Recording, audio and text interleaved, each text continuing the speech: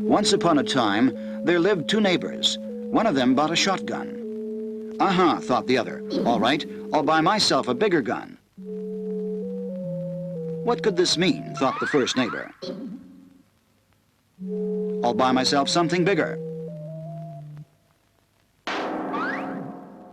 By the end of the 1960s, the Soviet Union seemed likely to match America's nuclear arsenal.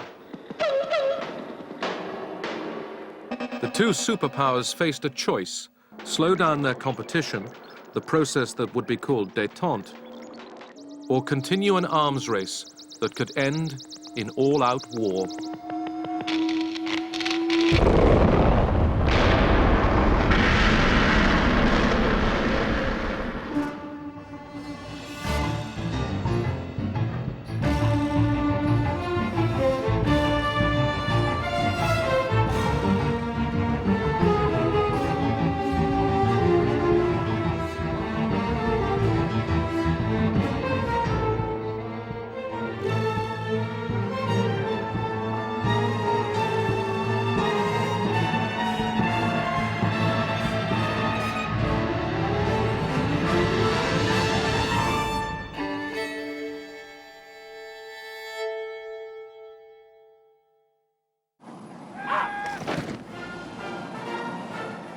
In 1969, a new American president came to power. Richard Nixon had new ideas about how to make the Cold War less dangerous. He was ready to accept the Soviet Union as America's nuclear equal. When President Nixon came into office, the conventional wisdom of all the media and the people who thought of themselves as intellectuals was that he was a warmonger and that they had to moderate him, and we were under enormous pressure to start negotiations on trade, on salt, on a whole complex of things. This was not a foreign policy politician, particularly in his early years. He had gained notoriety and power, as you know, on the wave of the Great Red Scare, the Great McCarthy period in American politics. He also knew, and this was very important, the bureaucracy. He knew that often the most difficult belligerent powers with which he had to deal were not the Soviet Union or China, but the Department of State, the Central Intelligence Agency, the Pentagon, the Department of Defense, those belligerents arrayed along the Potomac.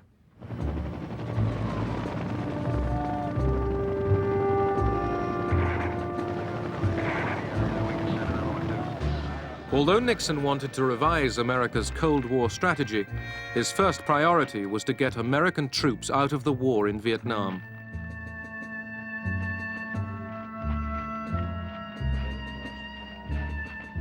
By 1969, this war had cost the lives of 30,000 GIs, and there was still no end.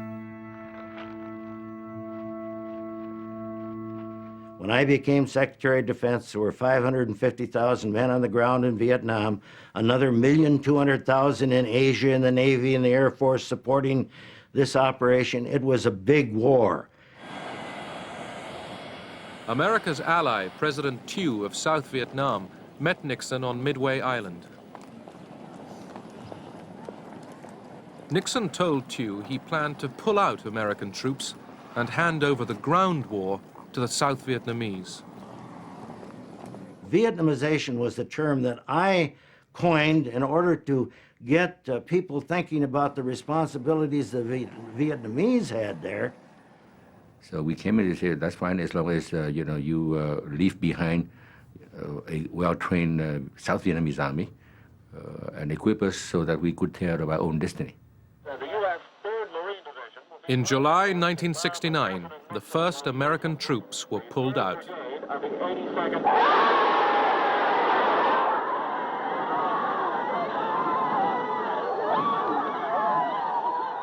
Both Nixon and Kissinger knew what it was doing to our society, the controversy, the distractions, the financial costs, the terrible human toll in terms of lives lost and wounded, not only of Americans, but Vietnamese and others, and also the distractions from other foreign policy initiatives. It's one reason that Nixon and Kissinger wanted to open up with China and to improve relations with Russia, partly to try to bring pressure on the Vietnamese to negotiate a settlement, partly to show a dramatic forward movement of our foreign policy that we were not crippled and paralyzed by the Vietnam War. Hanoi had put on its own pressure with an offensive in the south. American generals proposed bombing North Vietnam's bases in neutral Cambodia.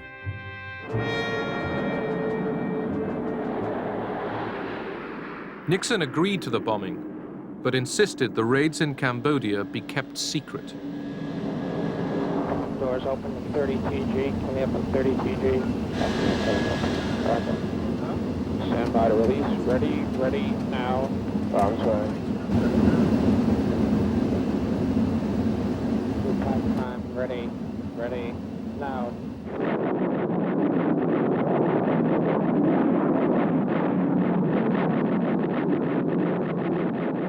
I was all for bombing the sanctuaries in Cambodia, but I could not tell the President of the United States, the Secretary of State, or the National Security Advisor, Henry Kissinger, that I could keep it secret.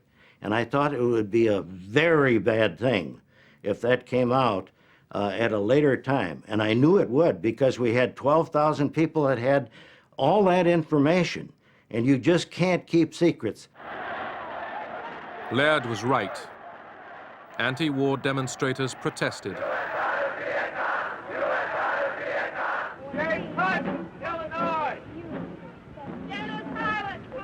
They called out the names of soldiers killed in Vietnam. Richard Nixon could look out the window of the White House and see a mob of people marching in the street, protesting the war in Vietnam, for instance. He could take a 3x5 card out of his pocket and take a look. And the polls showed him with the confidence of 75% of the American people. And he'd say, I'm not going to let those people in the street make foreign policy for this country. And so tonight, to you, the great silent majority of my fellow Americans, I ask for your support. I pledged in my campaign for the presidency to end the war in a way that we could win the peace. I have initiated a plan of action which will enable me to keep that pledge. The more support I can have from the American people, the sooner that pledge can be redeemed. For the more divided we are at home, the less likely the enemy is to negotiate. Nixon believed, I think correctly, that the opposition to the war was mostly about the draft and the casualties and not about the American presence. The Americans didn't care if we were bombing Hanoi. They didn't care if there were American airplanes around. What they didn't like was the fact that young American men were being drafted, sent to Vietnam, and being killed. The bombing of communist bases in Cambodia was no miracle cure. Okay. 100 meters away from it now, Jesse from air. American GIs still came under attack in South Vietnam. All right, who's wounded? All right, give me some cover.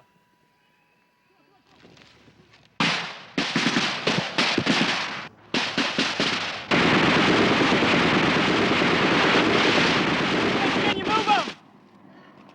Okay, try to bring them back here. Remember to stop the bleeding. You gotta stop.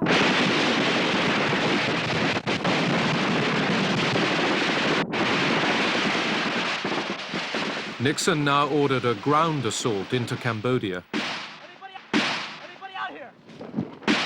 Do you feel the people are united behind you, Mr. President? As far as the people are concerned, I have no judgment on that. All that I can say is that I know that I did what I believed was right, and what really matters is, as far as the people are concerned, is whether it comes out right. If it comes out right, that's what really matters.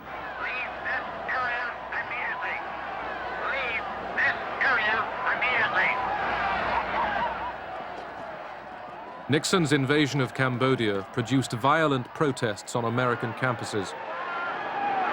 Ready position.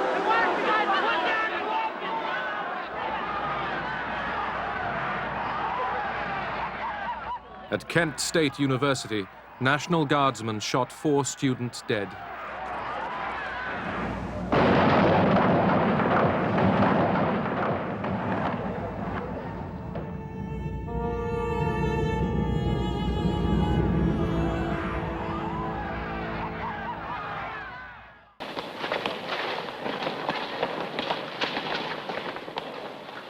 Every year, in the early spring and late autumn, the Soviet Army gets its new recruits.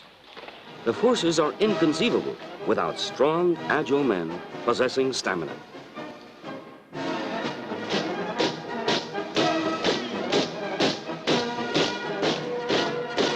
These are fighting men.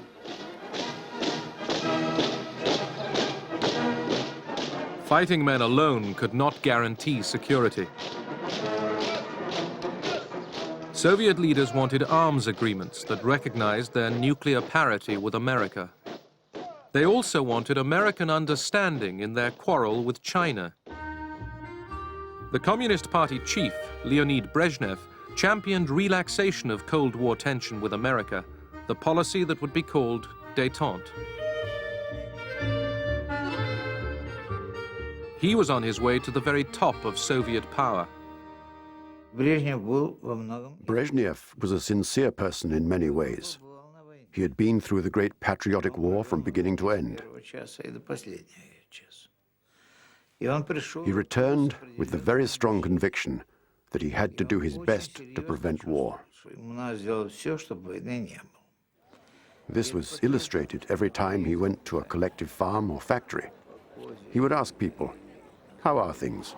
And they would complain, but then they would say, "Well, we can put up with it as long as there is no war."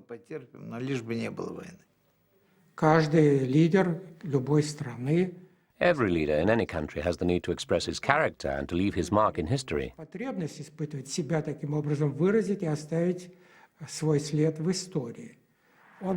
He wanted to become the leader of the Soviet government. One of the ways he had of strengthening his position was making foreign policy his priority. American-Soviet relations were always at the center of our diplomacy. I would say that basically, whether the West believed it or not, our attitude was to have a more constructive relationship with the United States.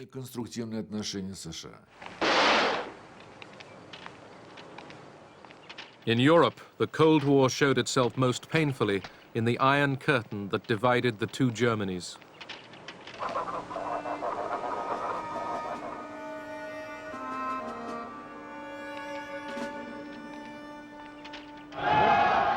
West Germany's new chancellor, the Social Democrat Willy Brandt, had his own ideas for improving relations with the Soviet bloc. The Germans called it Ostpolitik. Wir wollen ein Volk der guten Nachbarn sein und werden im Innern und nach außen. Der entscheidende Schritt, der das Ganze in Gang gebracht hat, The main thing that got the ball rolling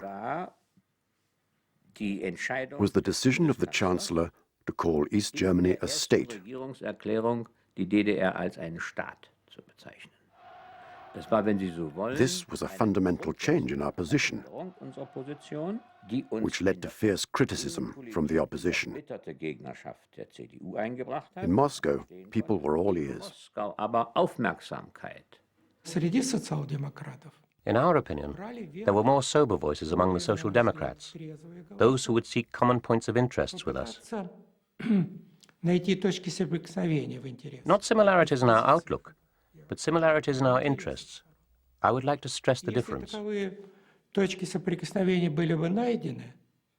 If we found points in common which would preserve a balance of interests, this could lead relations between the Soviet Union and West Germany out of a dead end.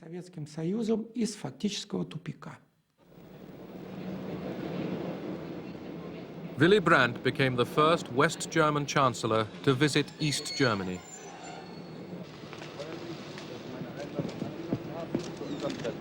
Ich wünsche Ihnen einen recht angenehmen Aufenthalt. Ich danke Ihnen sehr für die Begrüßung, auch dafür, dass Sie gutes Wetter besorgt haben. Daran soll es nicht liegen. Danke sehr. Brandt's visit was a triumph. To ordinary East Germans, he seemed to bring hope of change. But the Americans were worried. My first reaction to Ostpolitik was concerned that it would lead to German nationalism, that if Germany operated on its own vis-à-vis the East, it would emphasize its own national concerns, if not immediately, then over a period of time. Das Echo auf das, was wir uns vorgestellt haben. The response we got from Nixon and Kissinger was one of doubt and suspicion. Natürlich Skepsis war, Misstrauen. Had we thought about everything? Ich habe Kissinger als I had informed Kissinger shortly before we got into office what we planned to do. He asked a lot of questions. Und hat viele Fragen gestellt. We reached the point where I said, I am not here to consult, but to inform. Zu konsultieren, sondern zu informieren. Das war ein Ton, This was a tone unheard of in Washington. Noch nicht gehört hatte. While the danger we feared was real, the best way to avert it was not to fight it and then be accused of being the cause of permanent German partition, but rather to help guide it in a direction that was compatible with Allied policy. And so we established another back channel to Brandt through his associate Egon Bahr, and to the Soviets via Dobrynin and Falin. And we insisted that before anything could be concluded with respect to Germany, absolute assurances had to exist with respect to our position in Berlin. Brandt's next destination was Moscow. He hoped to remove Russia's fear of its old German enemy. Brandt was willing to recognize Europe's post-war borders and the division between East and West. Der Moskauer Vertrag war natürlich The Moscow Accords were the key to our bilateral treaty system with the East. Vertragssystems zum Osten. The Federal Republic ceased being an excuse for the Soviet Union to keep the Eastern Bloc in line. The treaty was a signal from Moscow that there was a readiness for change. Willy Brandt flew to another old German enemy. In dem Wunsch, durch einen Vertrag dauerhafte Grundlagen für ein friedliches Zusammenleben zwischen der Bundesrepublik Deutschland und Polen zu schaffen, reisten Bundeskanzler Brandt und Außenminister Scheel nach Warschau. Brandt had come to recognize Poland's western border, carved out of territory seized from Nazi Germany in 1945. The German Chancellor visited the site of the Warsaw Ghetto. Words failed him. He knelt at the memorial to Jewish fighters who resisted the Nazis.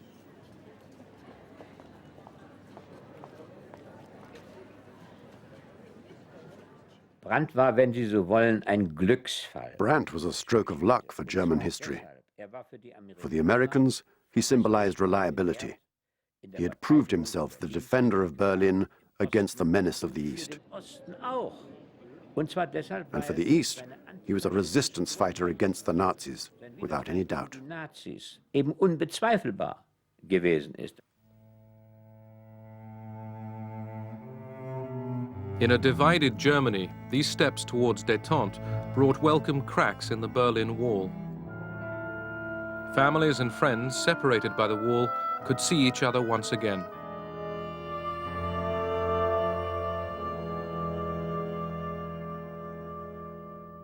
Okay, fine, we'll call you later. The architects of America's new approach to the Cold War were Richard Nixon and his national security advisor, Henry Kissinger. Henry was very temperamental, very bright, very territorial, very insecure. You could say the same thing about Richard Nixon. And they complemented one another a lot of the time. At the same time, they were rivals. They fought with one another. They fought not with one another, but behind one another's backs. They were devious. The embassies, so basically what is happening. The two men preferred to work in secret. Through back channels, they set up summit meetings in Beijing and Moscow. Well, we have a variety of independent sources also. Yeah, I know. None of them reliable. None of them totally reliable. That's right.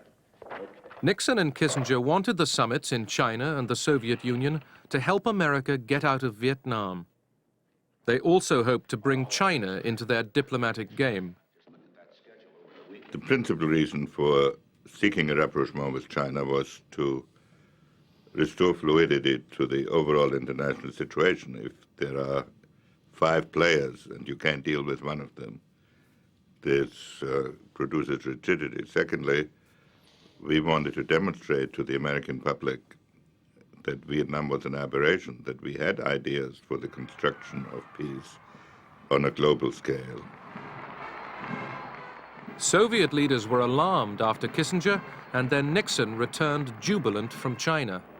Not only have we completed a week of intensive talks at the highest levels, we have set up a procedure whereby we can continue to have discussions in the future. We have demonstrated that nations with very deep and fundamental differences can learn to discuss those differences calmly, rationally, and frankly, without compromising their principles. It was a great scare for our leaders, who decided that an anti-Soviet coalition was being formed, which included not only America and NATO, but also China. We felt we were being surrounded. The Moscow reaction was that a summit which we had tried to achieve before the trip to China, and in which they had been stonewalling us and tried to use it to, well, to put it kindly, blackmail us into untoward concessions, or concessions we thought were untoward. Suddenly, they agreed to the summit, and it unfroze our relations. In March 1972, North Vietnam launched a new offensive in the south. Nixon responded with more air attacks.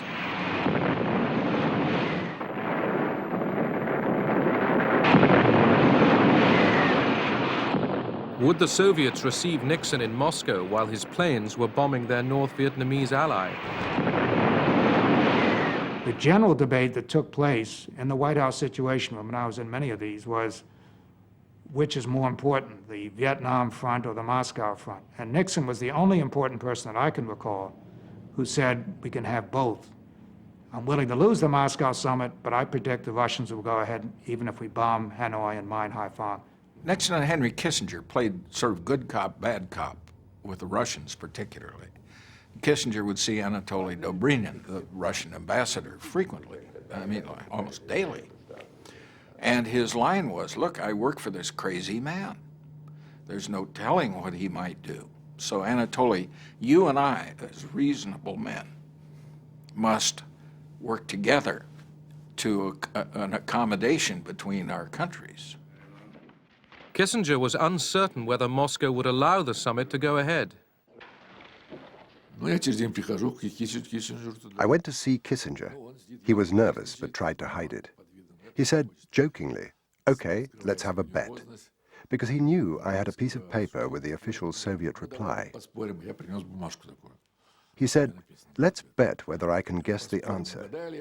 So we bet a crate of champagne. I asked him, "So what do you think the Soviet answer is?" He was convinced that the summit had been postponed to a later date. In fact, the official Soviet reply was, "The summit is going ahead, as planned."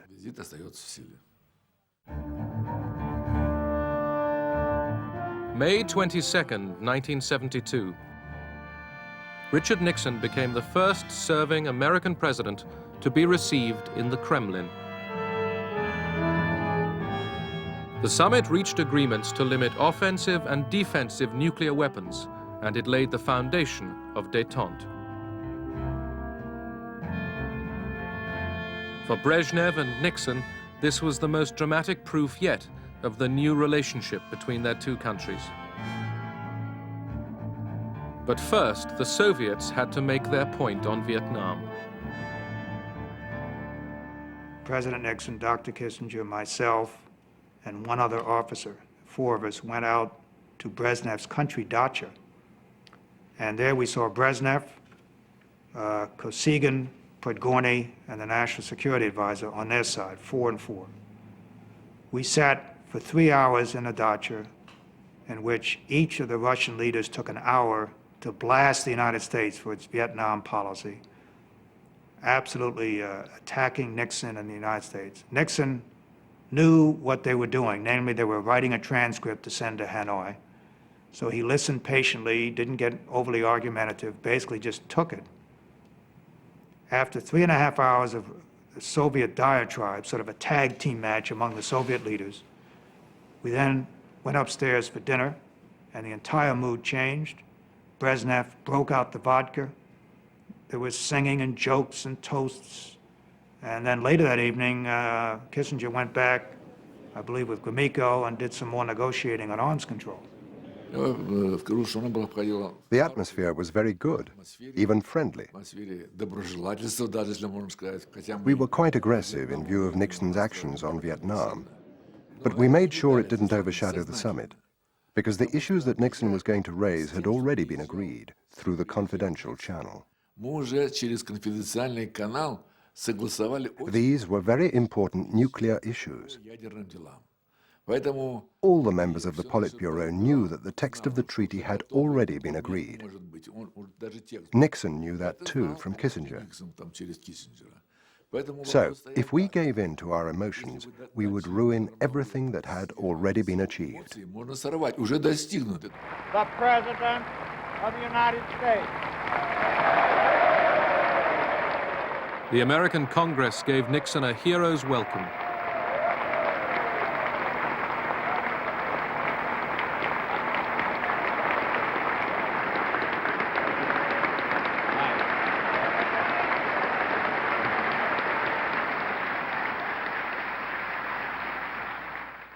Last Friday in Moscow, we witnessed the beginning of the end of that era, which began in 1945. We took the first step toward a new era of mutually agreed restraint and arms limitation between the two principal nuclear powers. With this step, we have enhanced the security of both nations. We have begun to check the wasteful and dangerous spiral of nuclear arms, which has dominated relations between our two countries for a generation. We have begun to reduce the level of fear by reducing the causes of fear for our two peoples and for all peoples in the world. 2 weeks after Nixon's return from Moscow, 5 men working for his re-election campaign were arrested for breaking into the Washington headquarters of the Democratic Party. It was the start of a major scandal, Watergate.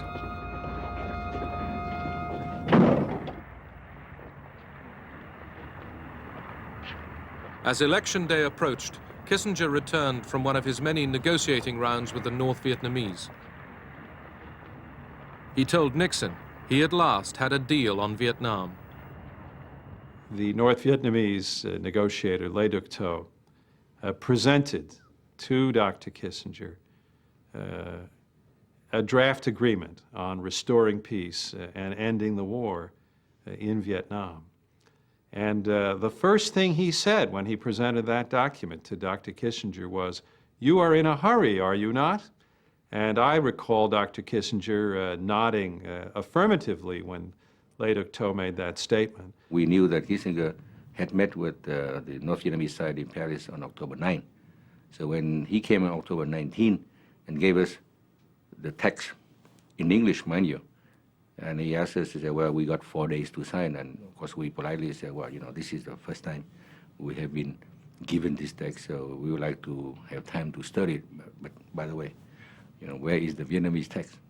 When I see the widows, the orphans, when I see so many tombs, so many sacrifices for the freedom and liberty of Vietnam, I reaffirm again that the whole people of South Vietnam will resist again any peace which demand the rendition of South Vietnam and which will give the South Vietnam to the communist aggressors. I have great sympathy for Thieu. And at the same time, I have great sympathy for our problem. We faced 65 congressional resolutions in the year 1972 alone that were urging unilateral withdrawal from Vietnam. And Mr. Kissinger said, well, if you sign this, we're going to bring peace, and we'll be, South Vietnam will be developed, people will be happy, at which President Thieu said, listen, we have the interest in the future of our country. We are not looking for Nobel Prize. South Vietnam refused to sign. With his deal facing collapse, Kissinger hastily reassured Hanoi America still wanted an agreement. We believe that peace is at hand. We believe that an agreement is within sight. It is inevitable that in a war of such complexity, that there should be occasional difficulties in reaching a final solution. This latest setback in the Vietnam peace talks did not damage Nixon. He was easily re-elected for a second term. Back in Paris, Kissinger had to put Thieu's objections to the North Vietnamese. How do I get out of here? We thought you weren't having a meeting today, sir. Well, do something surprising. It's getting to be difficult to have a secret rendezvous in Paris. It certainly is. Will you be meeting again tomorrow, sir? We expect to, yes. One day we were on the verge of finalizing the text. The next day there were suddenly 10 or 12 different issues that popped up and were unresolved. And then Le Duc Tho said that he had to go back to Hanoi for consultations. Le Duc Tho left Paris and the talks broke down. Nixon ordered air raids on North Vietnam, hoping to bludgeon Hanoi into agreement and at the same time bolster the South.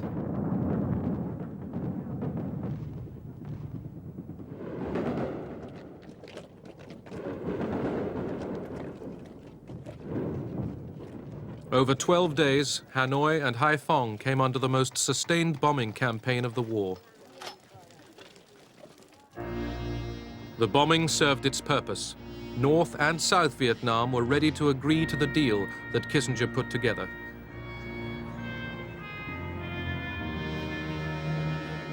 Under the peace accords, American troops would leave Vietnam, the Saigon government would remain in power, but North Vietnam's troops would stay in the South.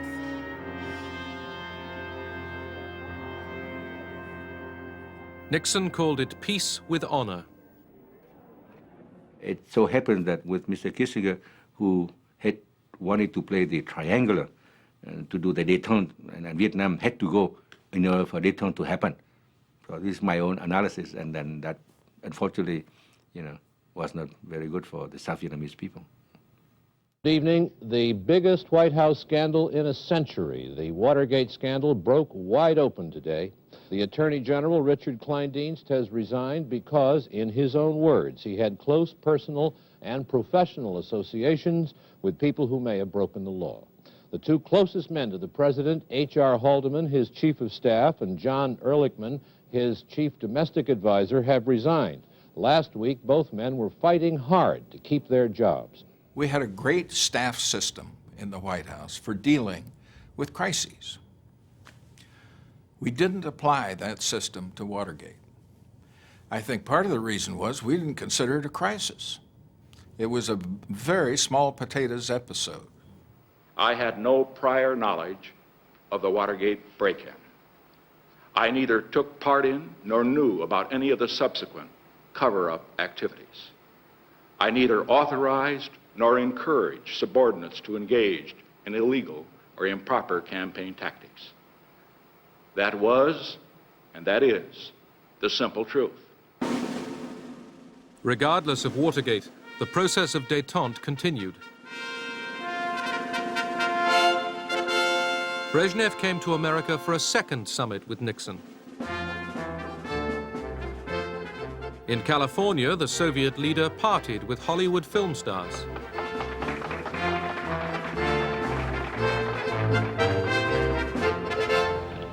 The Russians were still keen to deal with the American president. До нашей встречи с вами мы уже потратили не один час для деловых разговоров.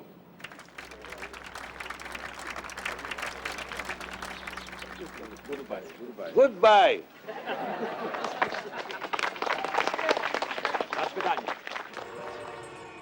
In spite of Nixon's denial of guilt over Watergate, he was accused of obstructing justice and faced impeachment by Congress. In August 1974, Richard Nixon, the man who took America into détente, gave up the fight and resigned.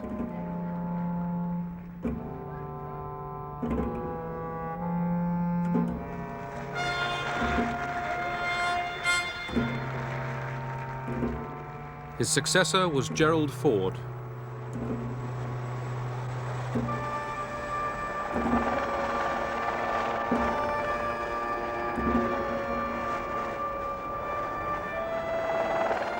The Soviet leadership was astonished by Nixon's downfall. They thought, how could the most powerful person in the United States, the most important person in the world, be legally forced to step down for stealing some silly documents? It was so contrary to the mentality of the Soviet leaders that a person in such a senior position could be removed by legal means.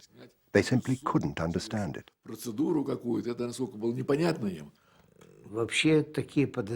There were various suspicions.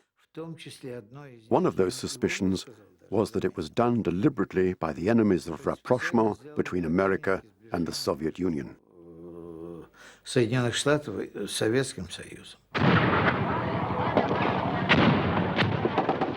In Vietnam, the 1973 peace accords had not stopped the fighting.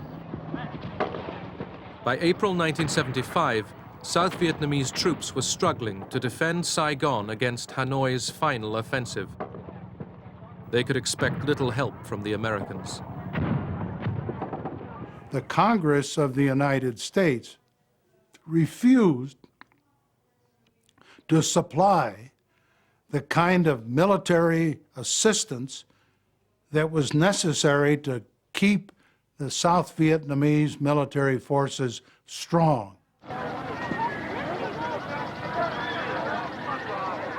South Vietnamese who had fought and worked alongside the Americans against the communists besieged the U.S. Embassy.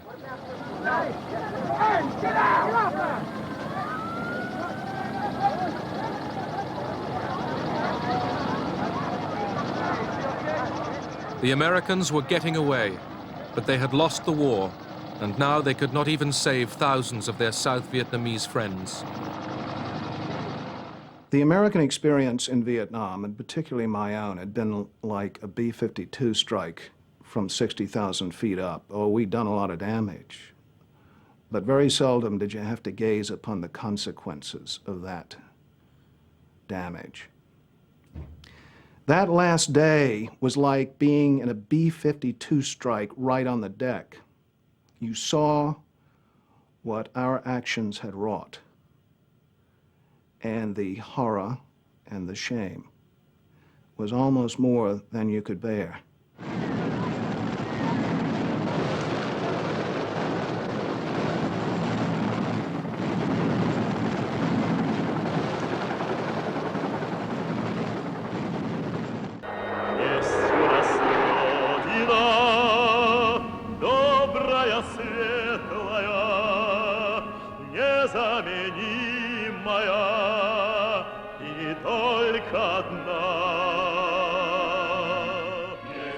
The Soviet Union proclaimed itself confident. It believed it was a superpower equal to America and boasted history was on its side. This rosy view ignored one problem. The treatment of Soviet dissidents like the writer Alexander Solzhenitsyn threatened to derail Détente.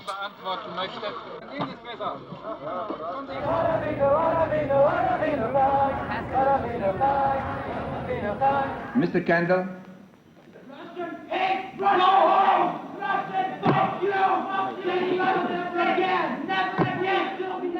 American passions flared over restrictions on the emigration of Soviet Jews.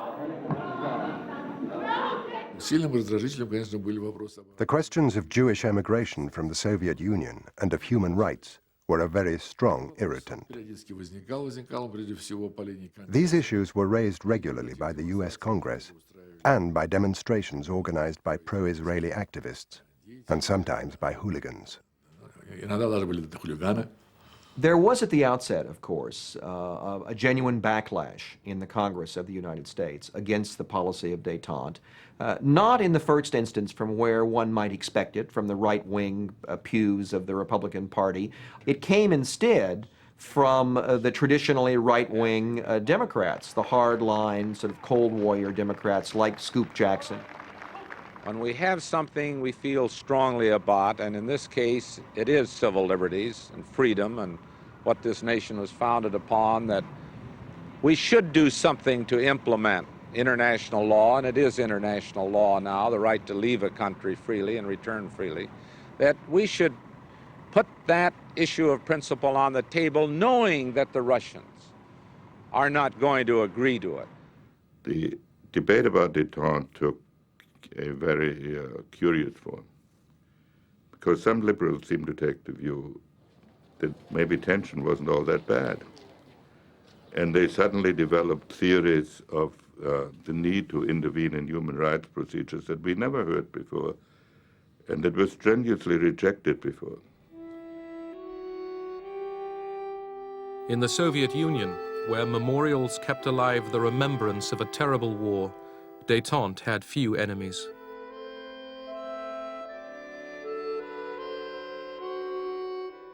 Soviet leaders hoped to guarantee their country's status and security with a treaty to be signed in Helsinki, which would recognize the post-war division of Europe.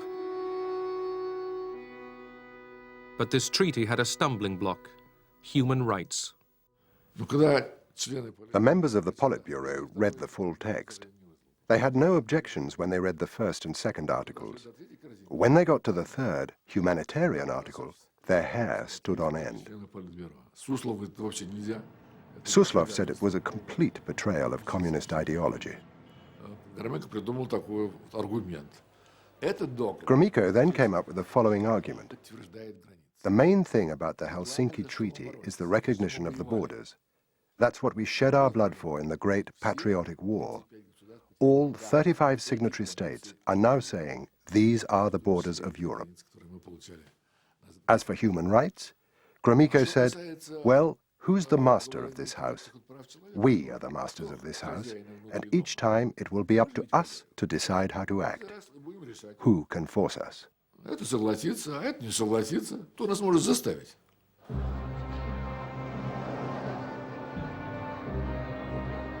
After overcoming the doubts of his colleagues, Brezhnev arrived in Helsinki, keen to cut a figure among leaders from East and West. Людям, принадлежавшим поколению, которое пережило ужасы Второй мировой войны, особенно отчетливо виден исторический смысл настоящего совещания. Право на мир должно быть обеспечено всем народам Европы. Both sides believed they had the agreement they wanted. The Soviet Union and the Warsaw Pact nations did not recognize that the human rights provision was a time bomb. We, the United States, believed that if we could get the Soviet Union and the Warsaw Pact nations to respect human rights, that was worth whatever else was agreed to in the Helsinki Accords. 3, 2, engine sequence start. 1, 0, launch commit. We have a liftoff. All engines building up thrust. Thanks to Détente, rockets could now point the way to coexistence rather than war. Houston flight, Zug Москва. Корабль Союз готов к стыковке. Apollo Houston, I got two messages for you. Moscow is go for docking. Houston is go for docking. It's up to you guys. Have fun. Soviet and American spacecraft made history, docking together 140 miles above the Earth. Contact. All right. In space, cooperation was replacing years of Cold War confrontation. Glad to see you. When we went to the United States for training, we met the Americans. I remember one of them saying to me, "Since this international project, I have begun to sleep better at night. I'm no longer afraid of nuclear war, because we are working together."